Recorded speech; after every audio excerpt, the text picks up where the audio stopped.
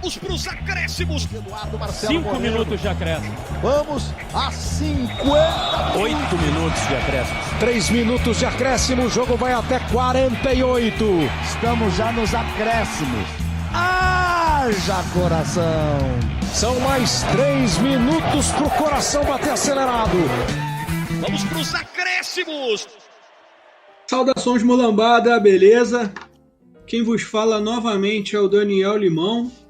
E esse aqui é mais um episódio do Acréscimos, o mais novo quadro aqui do podcast Setor Norte, que você, se não conhecia antes, vai passar a conhecer a gente agora.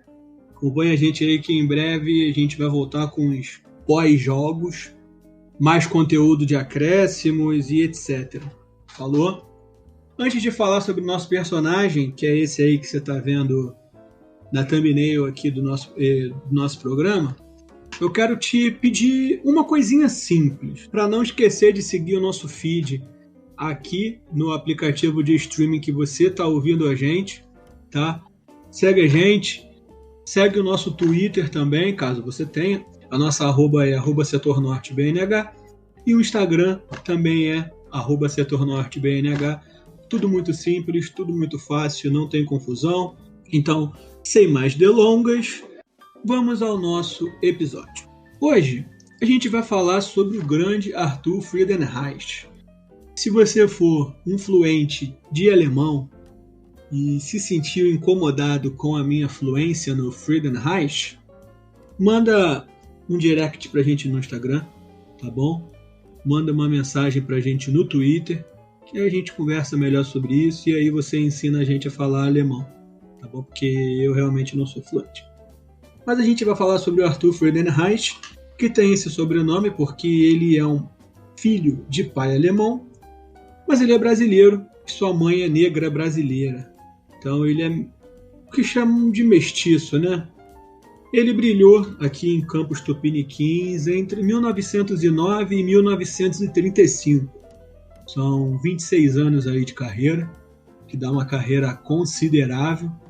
Muito jogador hoje em dia não consegue chegar aos 20 anos de carreira, chegar aos 15. Então, se uma pessoa consegue chegar aos 26 anos de carreira, realmente ela tem seus méritos. Mas enfim, 26 anos de carreira, e nesse período longo de carreira que ele teve sim, muitos méritos, muitos prêmios. Ele chegou a ser considerado o Pelé dos anos 20, o que é uma grande referência, né? Para você ser chamado de Pelé dos anos 20 é porque você é o melhor entre os jogadores dos anos 20. Os anos 20 era um período ali em que o futebol estava começando a se popularizar, então muita gente estava começando a jogar. E, cara, para ele se sobressair, realmente ele era muito bom. E existem relatos de que ele chegou a marcar mais de 200 obviamente foi, mas foram mais de 1.200 gols na carreira. Esses números eles chegaram a ser reconhecidos pela FIFA, depois não foi mais, aí foi reconhecido de novo. A gente sabe que a FIFA com reconhecimento é uma sacanagem só, né? Eles chegam a reconhecer até mundial de time que não tem mundial, vide a porcada, mas a gente sabe que se eles reconheceram, então porque deve ter algum fundo de verdade nisso daí. Nesse período, com mais de 1.200 gols, além da carreira que ele construiu no futebol, ele marcou história em outros campos. Em 10 de maio de 1917, Arthur Friedenreich marcava história no antigo estádio da Rua Paissandu. Você, flamenguista, certamente já ouviu falar na Rua Paissandu. A Rua Paissandu nada mais, nada menos é do que o primeiro estádio a ser casa do Flamengo. A gente vai falar um pouquinho melhor sobre o estádio da Rua Paissandu no futuro, ele vai ser tema de um acréscimos, mas o que importa para você saber é, sim, esse cara jogou na Rua Paissandu, e além de jogar na Rua Paissandu, Arthur foi o primeiro negro a entrar em campo vestindo a camisa do Flamengo. Naquela época, a gente sabe que o futebol ele era um esporte extremamente elitista, extremamente racista, era um esporte majoritariamente branco e que essa barreira racial era muito difícil de ser quebrada. Então, ele conseguiu quebrar essa barreira, o que torna ele assim, um jogador acima da média em inúmeros aspectos.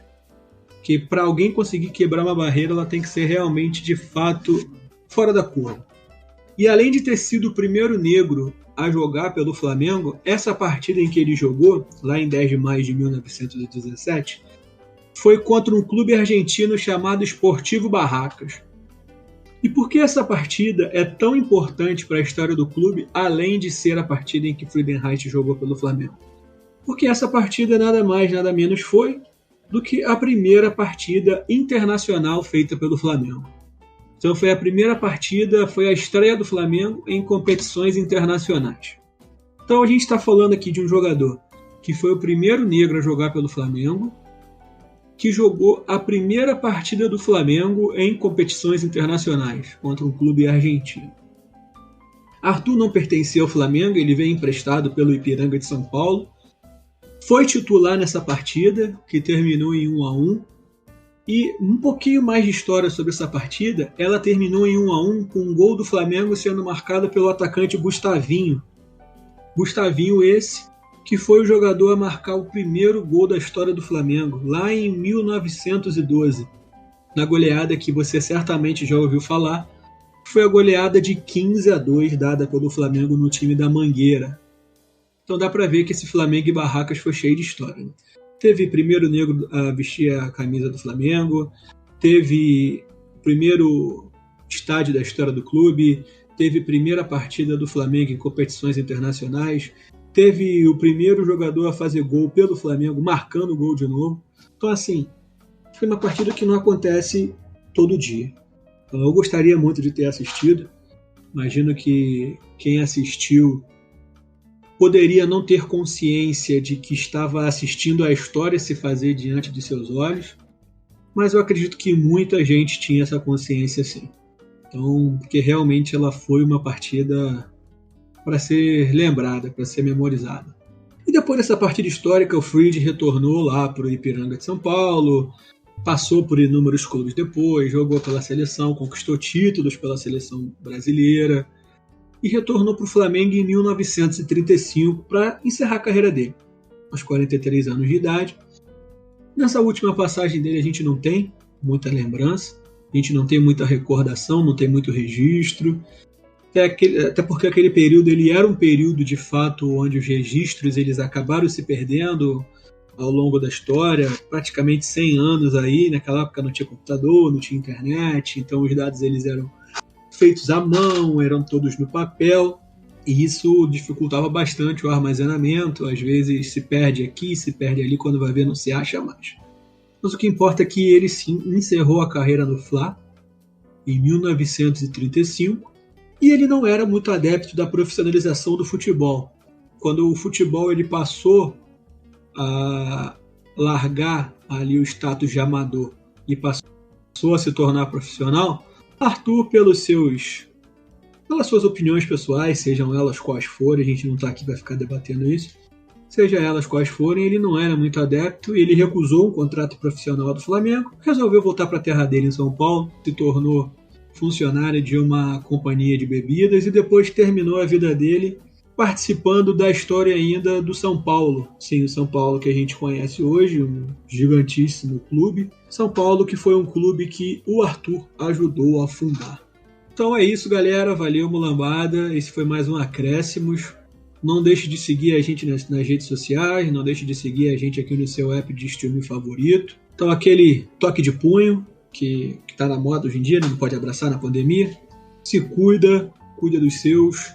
E é isso. Um abraço. Valeu. Esse episódio teve roteiro e produção de Daniel Limão e edição de Heitor Paduan. Não se esqueça de seguir o Setor Norte nas redes sociais, @Setor Norte no Instagram e no Twitter. E se você acredita nesse projeto e quer colaborar de alguma forma, você pode doar qualquer quantia para o nosso Pix bnhcrf@gmail.com.